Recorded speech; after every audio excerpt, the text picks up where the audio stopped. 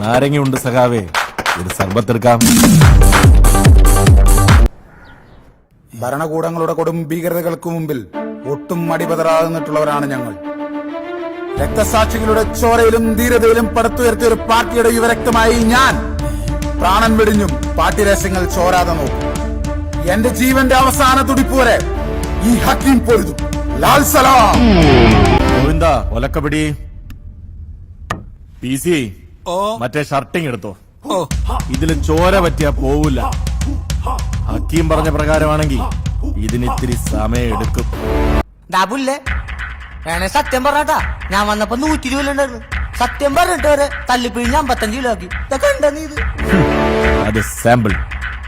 ഇതിലും വലിയ പീഡനങ്ങൾ നേരിടാൻ തയ്യാറാണ് ഷമീറെ ഈ ഹൈറേഞ്ച് ഹക്കീം.